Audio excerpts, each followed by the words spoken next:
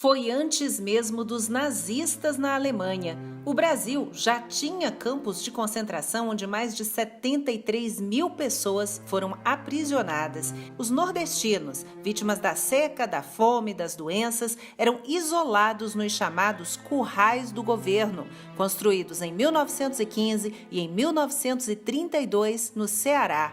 Nos anos 30, a capital, Fortaleza, passava por um grande processo de urbanização, que era a tendência no mundo naquela época, com belas praças, iluminação pública, ruas largas, avenidas limpas. E com a chegada dos retirantes que fugiam da seca no interior, a população passou, de repente, de 20 mil para cerca de 130 mil pessoas. Aí, os moradores mais ricos reclamaram que aquela gente faminta, suja, maltrapilha, estava enfeiando a cidade. E eles tinham medo também de invasões e de saques, como os que já tinham ocorrido no passado. Então, era preciso mandar logo aqueles mendigos para bem longe. Em 1915, por exemplo, uma primeira experiência para isolar essas famílias de sertanejos numa área chamada Alagadiço, em Fortaleza, foi mencionada no livro O 15, da escritora cearense Raquel de Queiroz. Mais tarde, outros 6 campos de concentração seriam construídos, a maioria no interior do estado, bem longe da capital, ao redor das cidades de Crato, Cariús, Quixeramobim, Quixadá, Ipu e Senador Pompeu. Algumas ruínas desses alojamentos ainda podem ser vistas. As condições eram desumanas. As epidemias como cólera se espalhavam rapidamente entre os retirantes amontoados, cercados e vigiados por soldados, sem permissão para sair. Eles eram vestidos com panos de saco, alimentados uma vez por dia com ração à base de carne seca, farinha e rapadura, porque a carne de primeira mesmo era desviada, roubada e vendida antes de chegar até eles. As denúncias eram contra os encarregados, as lideranças políticas da região.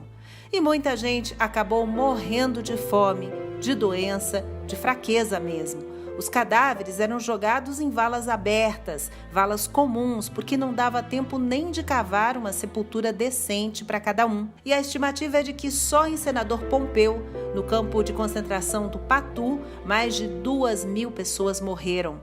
Até hoje, uma caminhada dos moradores do município homenageia essas vítimas do flagelo uma vez por ano. A estiagem no Nordeste é periódica. Ela sempre volta para assustar o povo. No Ceará, é especialmente cruel.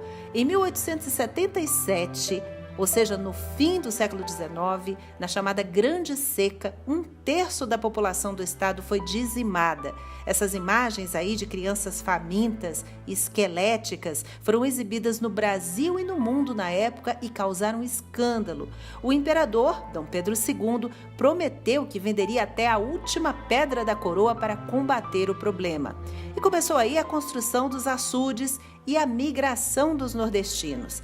Milhares foram para a Amazônia servir de mão de obra na extração da borracha. A cada nova estiagem, o governo então criava frentes de obras. Muitos sertanejos foram empregados, por exemplo, na abertura da estrada de ferro de Baturité, no Ceará.